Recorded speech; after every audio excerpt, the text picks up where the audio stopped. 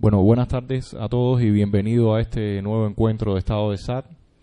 Primero les pido una disculpa porque pensábamos en un inicio hacer este encuentro, la lectura en la terraza, que tiene una vista estupenda, pero el tiempo ha estado un poco cambiante, entonces decidimos regresar al espacio común. Hoy tenemos un encuentro un tanto diferente. No vamos a tener una entrevista o no vamos a tener un panel, sino invitamos al poeta Juan Carlos Flores y él nos va a hacer la premiere de su disco Vegas Town, o de su libro Vegas Town, que tiene una edición en CD. Antes de pasar a que Juan Carlos nos lea sus poemas, quisiera hacer una breve introducción. Hace unos días, cuando fuimos por Alamar para hablar con Juan Carlos sobre este encuentro, él me preguntaba qué quería Estado de SAT, qué pedía Estado de SAT o qué quería de Juan Carlos y su poesía. Fue una conversación muy interesante porque él me empieza a contar toda la génesis del libro, por dónde es que, cómo lo escribe, y a raíz de eso, por supuesto, pasamos a tocar muchos temas que tienen que ver con nuestro país, con su visión. A mí me pareció extremadamente interesante esta conversación y le comentaba ahorita mismo a Juan Carlos que me gustaría que después, bueno, cuando él lea su poesía, al final va a haber parte de esta plática. Me parece muy interesante poder ver la realidad que vivimos y la realidad de nuestro país desde diferentes ángulos, ¿no? Ya en muchos encuentros hemos discutido más desde la parte social, y esta no solamente la hemos enfocado desde el punto de vista teórico, sino también desde proyectos. Pero no habíamos chocado directo con la poesía, que es una forma muy particular de ver la realidad. Y en especial la realidad nuestra en aspectos positivos, negativos, tiene mucho de histriónico, tiene mucho de arte. Yo quisiera que Juan Carlos, bueno, comenzara a leernos sus poemas y nos cuente cómo él ve nuestro país desde su poesía. No sé si Juan Carlos quiere decir algo para comenzar. Yo les prometo que me retiro en un momentico y los dejo a ustedes solo con Juan Carlos. Bueno, siempre empezar a hablar es un poco difícil para mí. Bueno, yo le comentaba a Antonio que me sentí un poco como sorprendido, ¿no?, de la invitación de Estado de SAT. Ya yo tenía cierta referencia de Estado de SAT, de lo que estaba haciendo y todo eso. Había estado invitado por Elizabeth Mónica, que se le dedicó un espacio también teórico, ¿no? Y bueno, me había gustado, ¿no?, lo que había visto aquí y todo eso. Pero entonces cuando me hizo la invitación, yo me quedé un poco sorprendido, ¿no? Porque yo dije, bueno, no sé qué interés podrá tener en proyectos, en mi persona y en lo que escribo, ¿no? Y entonces le dije a Antonio que cuando hablamos que me gustaría compartir con ustedes unos poemas de un proyecto que yo hice. Entre 2003 y 2004 estuve viajando al pueblo de Vegas, que es un pueblo que está en Nueva Paz.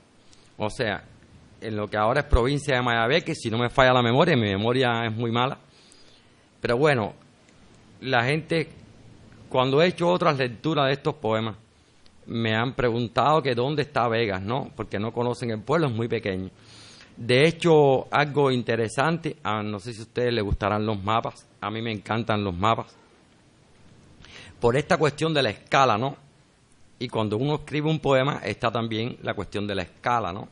La vida uno trata de colocarla en un papel, pero es un problema de escala, es una ficción, y los mapas de cierto modo son una ficción también. Bueno, Vegas no está en los mapas. Vegas no tiene historiador, no tiene casa de cultura. Es un pueblo muy pequeño, de unos entre 4.000 y 5.000 habitantes. Yo había conocido Vega en la década del 90, porque yo estuve en uno de los ingresos que tuve en el Hospital Almejeira, compartí el cuarto con una persona que se llama Félix Roque, del cual me hice amigo, que es de allí de Vega. Y entonces él me invita a Vegas en la década del 90. Fui e hice varias estancias en Vegas y realmente me gustó mucho el pueblo en ese momento. Cuando se me da la posibilidad de financiamiento para hacer un disco, lo que se esperaba de mí era un disco urbano, porque yo soy un poeta de la mar. Bueno, la gente que ha ido a los festivales de Orni sabe que he estado en los festivales desde el comienzo y todo eso. Entonces, yo le dije a Alberto Vireya, que era agregado cultural de la Embajada de España en aquel entonces, que es quien me plantea, ¿no?, la posibilidad, el deseo de hacer un proyecto conmigo. Yo le dije que no quería hacer un proyecto urbano, que yo tenía un sueño de escribir poemas sobre un pueblo de campo que se llamaba Vega. Entonces a él le interesó la idea. No tenía en ese momento, bueno, Antonio me pidió que hablara un poco de la génesis del proyecto, eso es lo que estoy haciendo. Él no tenía un proyecto rural entre los proyectos que él estaba haciendo. O sea, todos los artistas que tenían proyectos con él eran artistas urbanos y todos estaban muy bien, ¿no? Pero no tenía un proyecto rural. Entonces algo interesante, porque es que yo le dije, mira, todo esto nace porque yo soy nacido en Ciudad de La Habana, pero soy el hijo de un guajiro, que siempre me crió con los cuentos del campo y todo eso. Y lo interesante es que su padre es también campesino, es un campesino catalán que emigró en la época de Franco hacia Portugal.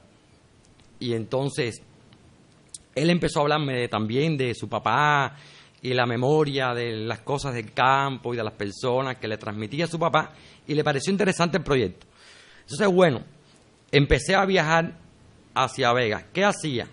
Estaba más o menos una semana, escribía un diario, vivía la misma vida que vivían esas personas allí, y entonces al regreso en la casa iba escribiendo los poemas. Así estuvo un año más o menos. Al final hice un estudio sonoro del pueblo, me fui con equipo de sonido, hice un estudio sonoro y un estudio visual. Con todo eso me metí en un estudio, en el estudio de Tony Carrera, y con Amaury Pacheco, que ha sido el coordinador de los festivales de Orni, que fue el que me hizo de productor en el disco. Y estuve varios meses y de ahí salió ese disco, que es un disco que yo digo que no son poemas musicalizados. Es un disco que es poesía y banda sonora. ¿Por qué? Porque le aplicamos el concepto al disco de la banda sonora, de una especie de película radial. Bueno, terminé el disco y yo seguí viajando a Vega y seguí escribiendo poemas. En el disco hay 30 y tantos poemas y en el libro hay 90 poemas. Bueno, yo tengo dos posibilidades de lectura. Una lectura muy organizada que está contenida en esta antología, que es un extracto del libro de Vega, y otra lectura más azarosa del libro. Decía Octavio Paz que leer es como caminar. Pudiera caminar por aquí al azar o hacer esta lectura organizada. Voy a preferir, leer esta lectura organizada, porque aquí están contenidos los poemas que están en el disco y ya varias personas tienen el disco.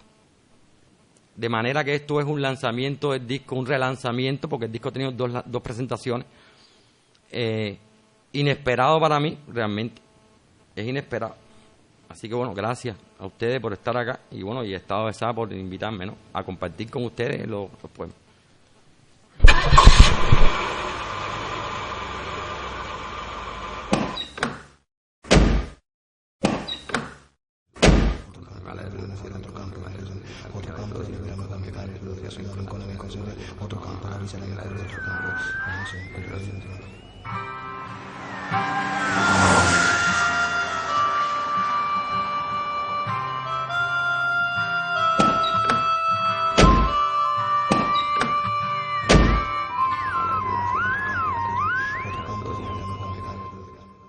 Poemas encontrados. El ermitaño se construyó una ermita, la rodeó con un sembrado de hortalizas.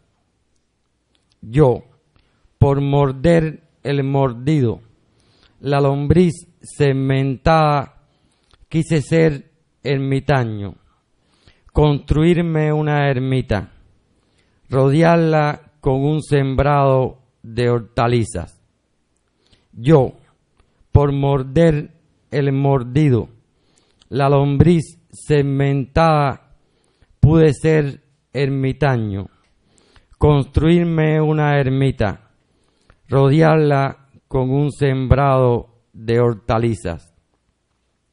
Por morder el mordido, la lombriz segmentada, ser quien escribe o quien habla es habitar en un cementerio, pero dentro de una fosa común.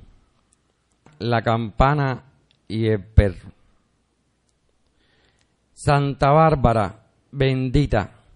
Santa Bárbara, bendita. Santa Bárbara, bendita. Santa Bárbara, bendice. El ahijado rezó. El sonido hipodérmico de la campana. Al sonido hipodérmico de la campana, el sonido hipodérmico de la otra voz. Sonido móntase sobre sonido, de la misma manera que animal móntase sobre animal. Un gramo de locura en la razón, un gramo de razón en la locura, donde todo está nominado, todo está, sin embargo, por nominar. Lingua vulgata. Santa Bárbara, bendita. Santa Bárbara, bendita. Santa Bárbara, bendita. Santa Bárbara, bendice. El ahijado excretó. Bueno, el primer poema está inspirado en un señor que emigró de Oriente hacia La Habana, no tiene una dirección establecida y vive en una pequeña choza a la salida del pueblo, criando una finca. Entonces, bueno, ese es el punto de partida. Y este es un personaje que dicen que está loco en el pueblo y es un místico. O sea, tiene mucho fervor religioso y todo eso. Bueno, se mueve y no se mueve.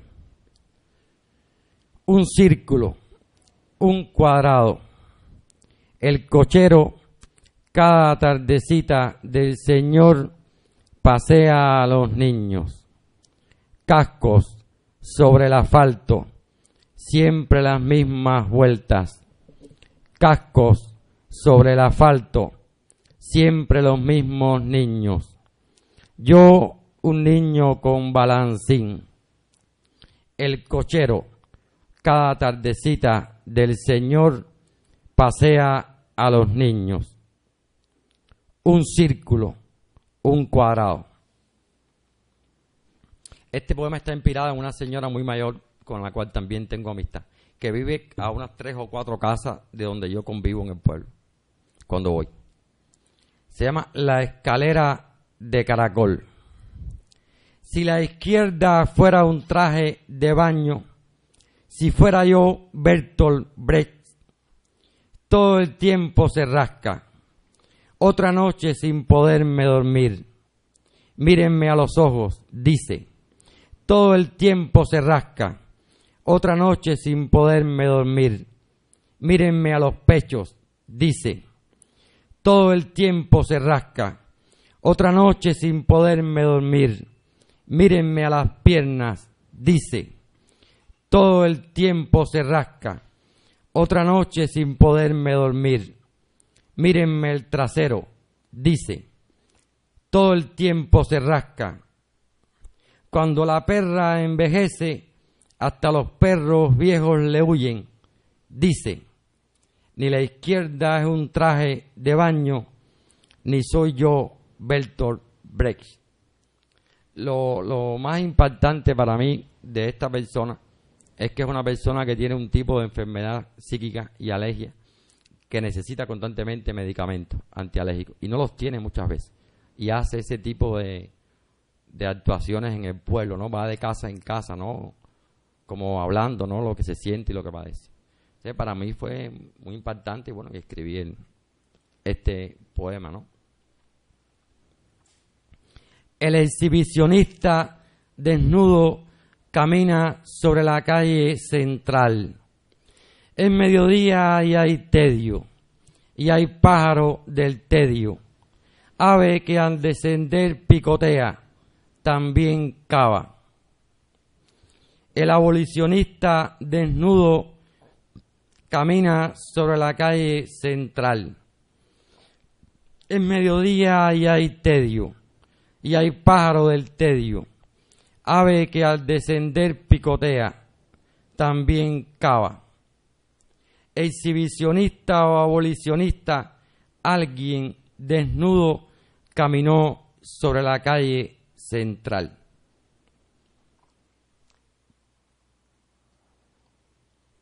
Es un muchacho que tiene ciertos problemas también psiquiátricos y personas en el pueblo que tienen dinero le dieron un día dinero para que él caminara desnudo por la calle central, cosa que él hizo y eso le costó 2 años de prisión.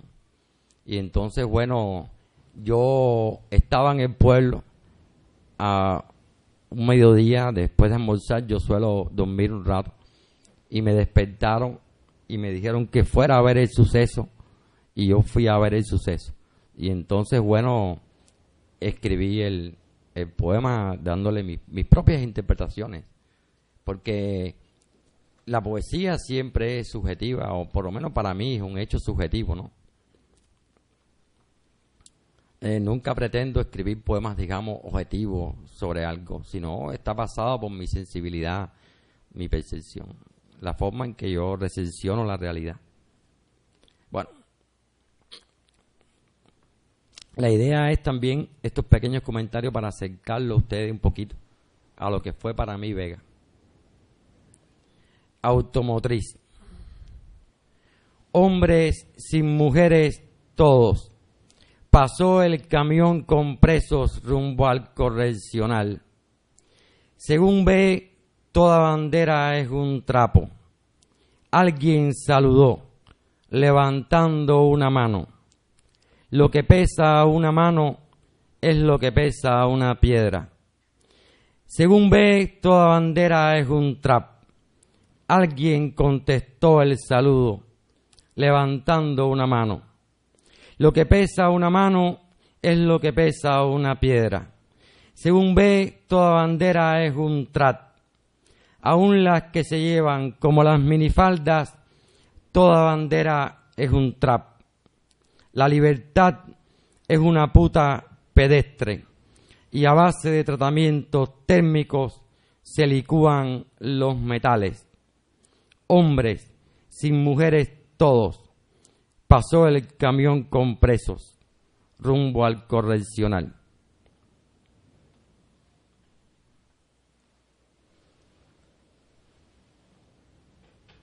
Bueno, no solo cuando uno escribe poesía están las percepciones de la realidad. También están las conexiones que uno hace con la propia literatura, con otras escrituras. Y viendo ese suceso, ¿no?, de un camión con presos que pasaban a las afueras del pueblo, estaban un poco dolorosos los poemas. Bueno, en el pueblo también jugaba fútbol con los niños y todo eso. Y le escribí este poema. Juegan al fútbol en campos deportivos que son ruinas. Locaciones dentro de locaciones que son ruinas también. Mimos, no gustándoles club alguno del fútbol provinciano, ni jugador alguno del fútbol provinciano. Mimos, donde dicen que no hay club de veras en el fútbol provinciano, ni jugador de veras en el fútbol provinciano. Mimos, más pobre que una rata rupestre está un país rupestre, sin sus Santos y su Pelé, sin su Boca y su Diego, los Bobadilla, poca cosa. Mimos, bola que rueda, bola que rueda, bola que vuela, bola que rueda, bola que rueda, bola que vuela, bola que rueda, bola que rueda, bola que vuela. Adrenalina, gol. Juegan al fútbol en campos deportivos que son ruinas, locaciones dentro de locaciones que son ruinas también. Los graciosos mimos, soñadores o futbolistas, su alegría es la alegría dorada de la libertad, su encanto es el encanto breve de la juventud.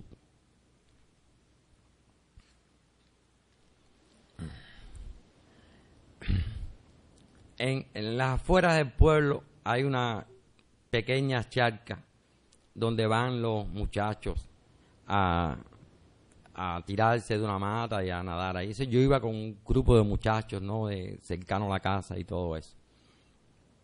Y entonces escribí este poema que está inspirado no en una persona exactamente, sino en un lugar en este caso.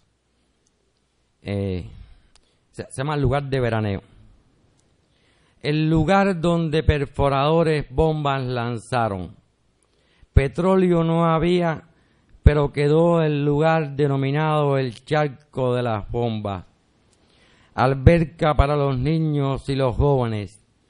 Narcisos que gustan de la musculatura, de los ejercicios al aire libre y los juegos natatorios. Un agujero pardo gris entre los campos de cultivos, o el lugar donde perforadores bombas lanzaron. Petróleo no había, pero quedó el lugar denominado el charco de las bombas. Alberca para los niños y los jóvenes, narcisos que gustan de la musculatura, de los ejercicios al aire libre y los juegos natatorios. Un agujero pardo gris entre los campos de cultivos. Sobre esa agua entrampada flotan las vísceras de reses. Entonces este es un charro viejo del pueblo, muy viejo. Tendrá como 80 y tantos años o algo de eso. Veterano de guerra, como decimos aquí, y no es ofensa, acompañándose de una guitarra, hembra, la roída por el uso, como decimos aquí, y no es ofensa, canta canciones mexicanas. Noche de sábado, veterano de guerra, como decimos aquí, y no es ofensa, acompañándose de una guitarra, hembra, la roída por el uso, como decimos aquí, y no es ofensa, canta canciones mexicanas. México, lindo y querido, completamente borracho de bebidas calientes y baratas está el hombre, y completamente borracha de canciones calientes y baratas ha de estar la guitarra. El papá del amigo mío, que yo le llamo mi papá también, que se llama Félix Roque, igual que el hijo, su oficio es techero. Eso allá en los pueblos de campo, o sea, los techos se deterioran mucho, muy continuadamente por las lluvias y todo eso. Él se ha dedicado durante muchos años a ejercer ese oficio de techero, que es como una especie de variante de lo que sería un carpintero, pero más o menos especializado en techos. Lo que significa que si no llueve y no hay agujero en los techos, él no tiene trabajo. Escribí este poema, El techero y la lluvia. El techero ríe y baila y arroja al aire arremolinado su viejo sombrero. El techero también esperaba con ansiedad la lluvia. Para los propiamente dichos campesinos, la lluvia significaba la posibilidad de una nueva cosecha. Para el techero, la lluvia significaba gruesas goteras colgando de los techos y por lo mismo trabajo y un poco de dinero, al menos el dinero necesario con que sustentar a la prole numerosa. Esa noche, cuando comenzó a llover, el techero salió descalzo y semidesnudo a la calle. El techero ríe y baila y arroja al aire arremolinado su viejo sombrero. Bueno, yo participé de esa escena también porque como estaba viviendo en la casa, ¿no? Era una escena chagaliana realmente porque el pueblo con todas esas nubes y agua cayendo y viento y aquel hombre mayor tirando el sombrero al aire, era realmente una escena realmente digna para ser pintada por Chagall. O por lo menos pienso yo así. De manera que pensé un poco en la pintura de Chagall cuando escribí el poema. El salmista. Hay un viento. Es un viento que corre levantando nubecillas de polvo. Hay un viento. Es un viento que corre levantando nubecillas de voces. Hay un viento. Es un viento que corre levantando también las esporas. Escribano, de las minucias de adentro y de las minucias de afuera, aunque escriba yo, sentado sobre un viejo taburete, nubecilla de polvo, nubecilla de bojo, espora, ¿qué importa? Y si mi voz no es un regalo del Señor, ¿de quién va a serlo entonces? Bueno, uno no puede imaginarse un pueblo de campo sin animales, ¿no? Es algo que no se puede pensar. Entonces hay una zona dentro del libro y dentro del disco también que está girando alrededor de los animales.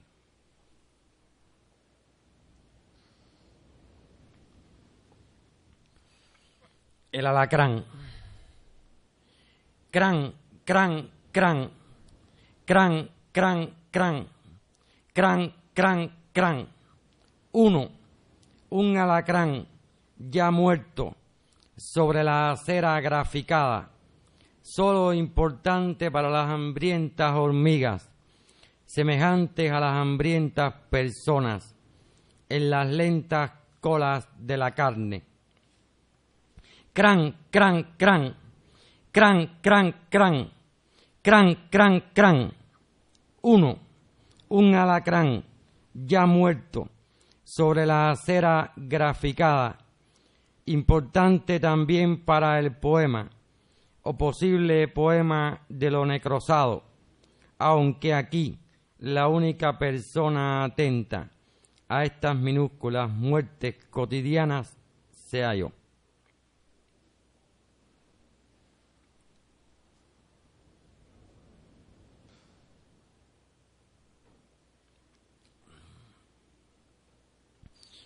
Bueno, este es un poema sobre el cerdo, que como ustedes saben, para mucha gente del campo, el criar porquito es algo básico en su economía, ¿no? Para poder subsistir. ¿Cuánto depende de un cerdo si de apuntalar se trata a una familia? William Carlos Williams escribió sobre la importancia del pollo, la importancia de una carretilla. Algo más que un animal doméstico, el ave. Algo más que una pieza de utilería, el artefacto. En escenografía de película muda, donde se roba la atención de la cámara, actor minimalista. ¿Cuánto depende de un cerdo? También para el poema. Tapiz. Las gallinas de F picotean arroz y no hay disputa. Habrá disputa cuando bajen los gorriones de N a picotear el arroz. Las gallinas de F picotean arroz y no hay disputa. Punto muerto. Aunque el sol se continúe llamando el astro rey, si se toma un conejo entre las manos, el conejo se orina. Estofado, el conejo es un alimento de lujo. Los comensales, todos como en una película de Fernando Pérez, donde coles comíanse. Si se toma un conejo entre las manos, el conejo se orina, aunque el sol se continúe llamando el astro rey.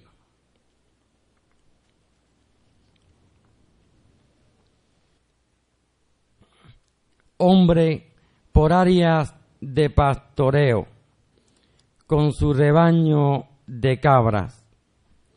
Es un antiguo Dios y él no lo sabe. Hay una antigua sal derramada.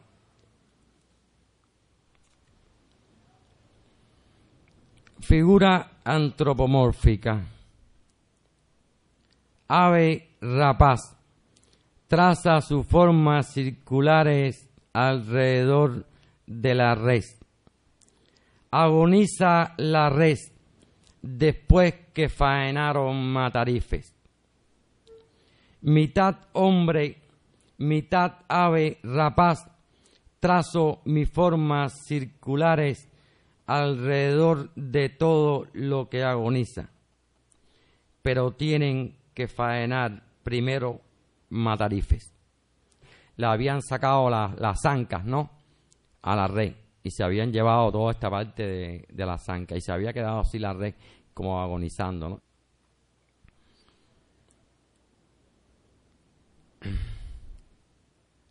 Extraño sitio y extrañas las palabras que lo nombran. Soy un hombre obstinado. La idea era viajar para disminuir el mal que padezco. Gran mal o pequeño mal y sus daños colaterales. Sé que he de vivir mi vida entera soportando el mal que padezco y sus daños colaterales. Sé que la causa verdadera de mi muerte será el mal que padezco. Gran mal o pequeño mal y sus daños colaterales. No la representación pública del mal que padezco. Grandes o pequeñas representaciones, ni lo que daño colateralmente. Llevo diente de ajo y otros atributos todo el tiempo en el bolsillo trasero del pantalón. Pero esta táctica familiar tiene sus fallas. Necesito pisar mierda. Si fuera posible pisar mierda de vaca. Solo encuentro terrones.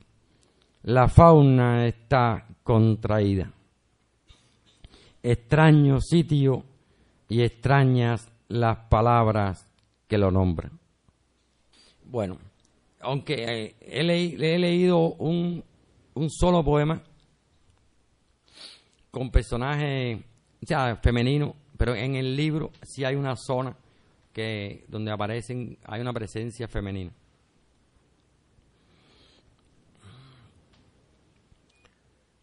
Este se llama Hinduista, el poema. Las mujeres vienen y van, vienen y van, vienen y van. Chancleteo doméstico. El apicultor está concentrado en su faena. Si una abeja le pica, una abeja le pica. No por ello hay que extraer del evento una suma moral. La queja es como la raíz de una muela cariada, dices. Las mujeres vienen y van, vienen y van, vienen y van. Chancleteo doméstico. El apicultor está concentrado en su faena. Si una abeja le pica, una abeja le pica.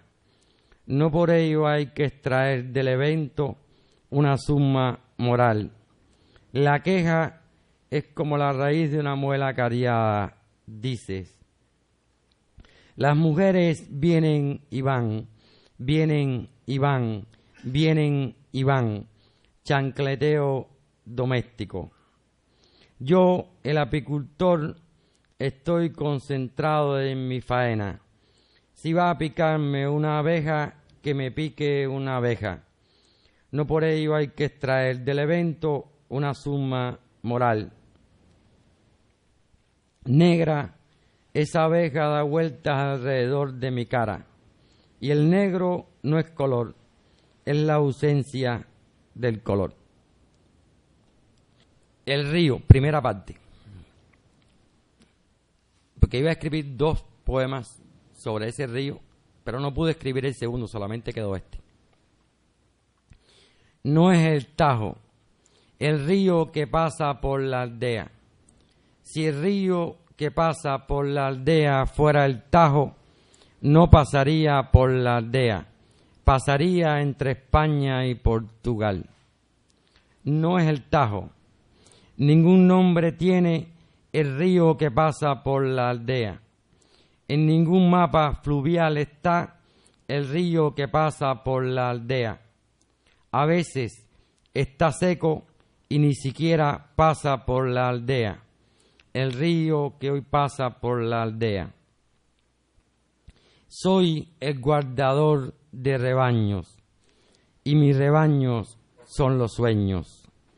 No soy el guardador de rebaños. Los poetas cubanos ya no sueñan. Pudiera ser el guardador de rebaños. Los poetas cubanos pudieran tener sueños. Tosca la silla en la que me he sentado a ver pasar la sucesión, la procesión, todo lo que se arrastra. Porque una de las cosas que hacía en Vega era que no me llevaba libros de poesía. O sea, no leía en Vega. Porque bueno, toda la gente que vivía conmigo no leía libros y yo quería vivir la vida que ellos vivían. Pero entonces no leía, pero sin embargo me pasaban muchos versos y relatos por la cabeza, ¿no? Mientras estaba allá en Vega. Algo muy interesante, ¿no? Bueno, una de las cosas que más me impactan en ese pueblo son los síndromes Down, las personas síndromes Down. Hay unos cuantos y las familias los sientan en los portales a tomar sol. Entonces, bueno, quise escribirles este poema que se llama Principado. Los idiotas me miran. Sus miradas son paredes donde rebota mi memoria, que es la esfera. Aunque trillos existan hacia lo oscuro luminoso de allá adentro, ya no somos los caminantes de esos trillos. Costa norte, costa sur, las mismas aguas regresan a las mismas playas de arenas movedizas. Extensión sobre la cual hay huellas y objetos. Todo lo que he buscado escapa hacia lo rojo. Sin embargo, a los idiotas miro. Esta mirada es la pared donde rebotan sus memorias, que son esferas. Aunque trillos existan hacia lo oscuro luminoso de ahí adentro, ya no somos los caminantes de esos trillos. Casa tomada, dice. Lo que soy y los que soy, todos dentro de una casa sostenida por el halcón más débil. Bueno, era para mí muy difícil, ¿no? Porque cuando me emocionaba una persona y su vida y decía, bueno, por aquí puedo escribir un poema, podía hablar con esa persona. Y eso era para mí muy importante, porque recibí mucha ayuda de las personas para acercarme. Yo no digo que yo comprendo Vegas ni comprendí Vegas, pero por lo menos para un acercamiento a ese pueblo, ¿no? Entonces las personas me comunicaban sus vidas. En el caso de estas personas yo sufría un poco porque no podía hablar con ellas. Y ese, bueno, tuve que escribir el poema desde esa perspectiva, ¿no? De la incomunicación con esas personas.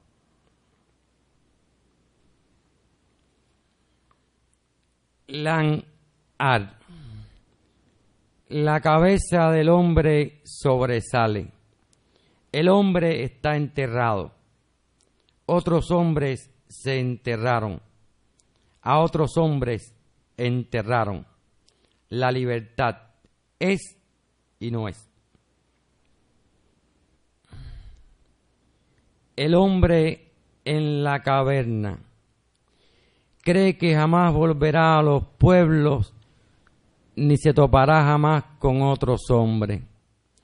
No ha planeado una fuga sino una desaparición y ha borrado las huellas de sus pies, los signos que conducirían a otros hombres hasta el sitio en el que él se encuentra y en el que espera vivir hasta su último día libre de ataduras. Un hombre y una caverna. Claro, también está el eco de Platón y eso, ¿no?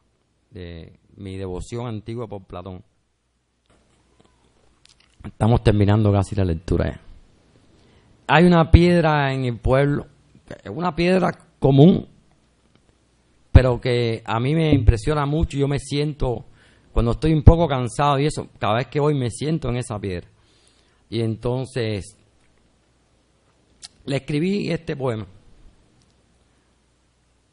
Piedra no simbólica, física, y tierra sobre la que me he sentado a tomar sorbos de aire, sin deseos siquiera de morir, porque eso sería tener deseos. Una pequeña piedra anónima, en un pequeño lugar anónimo. Piedras hay, poemas que tratan de piedras hay, pero esta piedra es única, este poema es único, aunque esta piedra a otras piedras semeje, y este poema a otro poema semeje. Esta piedra se acabará en la piedra, esta voz se acabará en la voz, aunque otras piedras semejen a esta piedra y otras voces semejen a esta voz. Lo que quema y no quema es la noción de conjunto. Piedra no simbólica, física, y tierra sobre la que me he sentado a tomar sorbos de aire, sin deseos siquiera de morir, porque eso sería tener deseos. Una piedra común y un animal común. Bueno, le titulé el poema Piedra Zen. Bueno, a mí me gustan mucho los cementerios y no me dan para nada terror ni nada de eso, no me da terror. Entonces yo les decía, le he dicho varias veces que bueno, en ese pueblo no hay historiador y todo eso. Y entonces muchos días estuve tomando apuntes en el cementerio. ¿Por qué? Porque ahí están las historias de las familias. Por ejemplo, para ponerles un ejemplo, hay un nicho muy bonito que es de un teniente del ejército del gobierno de Batista, que era masón, un teniente de la Guardia Rural.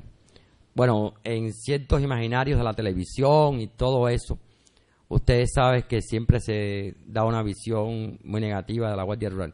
El caso que este teniente nunca participó en una matanza y en el 59 va preso. Algo realmente para mí conmovedor. El día de su libertad, después de unos cuantos años, no se le había comprobado ningún crimen, el día de su libertad fallece. Y entonces Félix Roque, el campesino como hospede en su casa, trabajó muchas veces en una pequeña granja que este teniente tenía, criándole animales y todo eso. Igual da una memoria particular, muy afectuosa con esta persona. Bueno, les pongo este ejemplo, ¿no?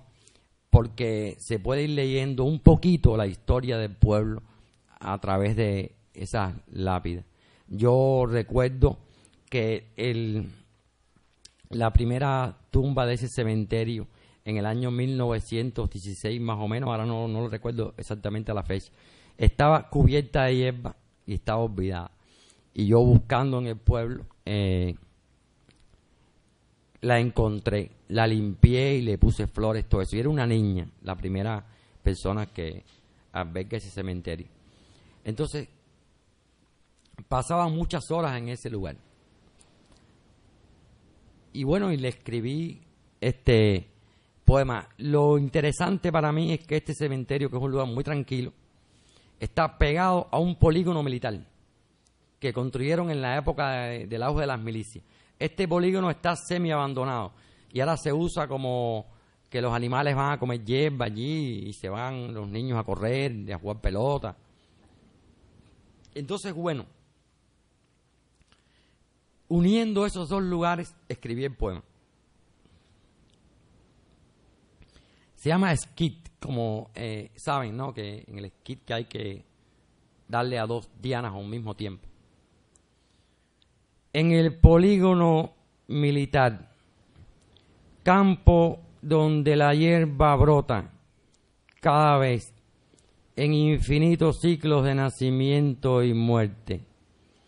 Campo donde pastan las vacas, las ovejas, los chivos, animales todos de pelambre brillosa, de pupilas ahumadas, sin embargo.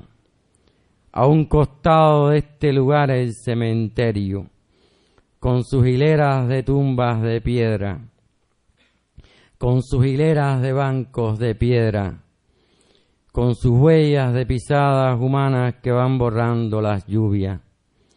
El lugar más tranquilo del pueblo, quizás, o el lugar más tranquilo del mundo, quizás, embarcadero para barcas subacuáticas, quizás, mejor lugar para el poema, está escrito. Pero, aunque mi lengua excrete, debo decir, campo donde la hierba brota, cada vez en infinitos ciclos de nacimiento y muerte, campo donde pastan las vacas, las ovejas, los chivos, animales todos de pelambre brillosa, de pupilas ahumadas. Sin embargo, en el polígono militar. Un puente es un puente solo si sirve para unir lo que de otro modo estaría fatalmente separado. Brazos comunicantes. En el tratado de lo que se trata es de cultivar un pensamiento anillador, aunque no se le vea. De lo que se trata es de cultivar la sensación anilladora, aunque no se le vea, sin olvidar que lo importante a construir no es el objeto, sino el vacío que el objeto procrea en su interior. Brazos comunicantes. Bueno, yo quisiera compartir algunas palabras, algunos comentarios con Juan Carlos, ustedes también. Y quisiera empezar por un punto que para mí me llamó mucho la atención. Cuando estaba escuchando la lectura de Juan Carlos en el CD, lo primero que me conecté fue con el asunto del tiempo.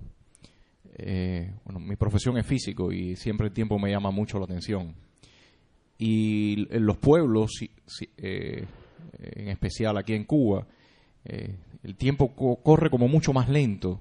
Pero eso no solamente pasa en los pueblos, yo tengo la impresión de que eso pasa en toda Cuba. Y en los pueblos es como una exageración de eso.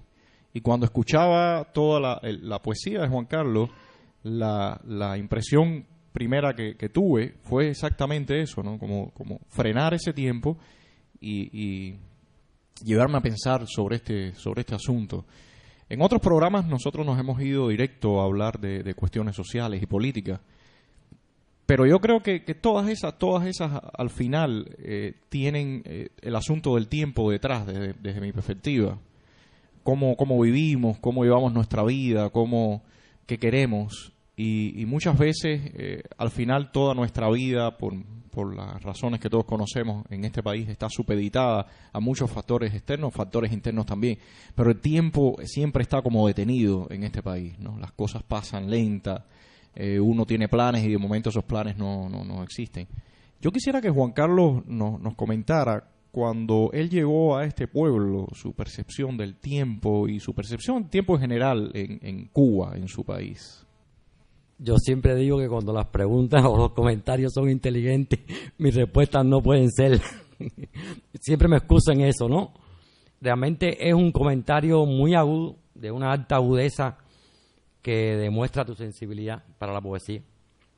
Porque te voy a hacer esta anécdota. Yo comentaba al principio que conocí Vegas en la década del 90. Bueno, estuve viajando continuadamente en esa década, después perdí el contacto. Y en el 2003, mi señora, que es profesora de idioma, estaba dando clases en el Politécnico, en Cupé, o sea, para ingenieros y físicos, personas muy preocupadas por el tiempo y todo eso. Y un alumno de ella sale en una conversación que es de Vegas. Y entonces ella me puso en contacto con él y él fue el que me reinsertó con las personas de Vegas. Yo hacía años que no hablaba con nadie de Vegas. O sea, cuando me bajo del carro, que busco la casa de mis amigos, cuando llego al portal está sentado el viejo Félix y me saluda como si yo hubiera llegado el día anterior. Es decir, como si hubiera hecho una visita hace una semana antes. Hey, ¿qué? ¿Cómo andas? ¿Estás perdido? Hace tiempo no te veo, ¿no? Es así, pero me saluda como si el tiempo no hubiera pasado en mi vida, ni en su vida. Y entonces, realmente el tiempo es algo que a un poeta le debe preocupar, puesto que la poesía es tiempo esencialmente. Los poemas transcurren. O sea, los poemas transcurren. Aquí he hecho una lectura que transcurre en el tiempo, la poesía transcurre en el tiempo, o sea, uno la plasma en una página, ahí está en el espacio. Yo digo que, porque yo voy a hablar de poesía, para eso tú me traíste aquí. En la página la escritura transcurre en el espacio, es una experiencia para los ojos, pero para mí la experiencia esencial de la poesía es la lectura, esto que hemos hecho aquí. Y entonces esa lectura transcurre en tiempo, es instalar un tiempo dentro del tiempo, digamos. Ahora, en el caso de los pueblos de campo, porque bueno, yo quería un poquito compartir mi pasión con ustedes, ¿no? Por los pueblos de campo.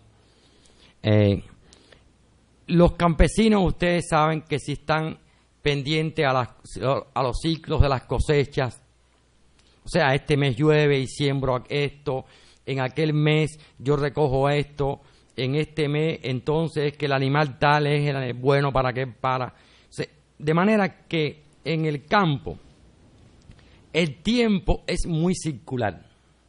O sea, ellos están siempre retornando a los mismos puntos de partida que dejaron el año anterior. Y eso para mí es muy impactante como poeta.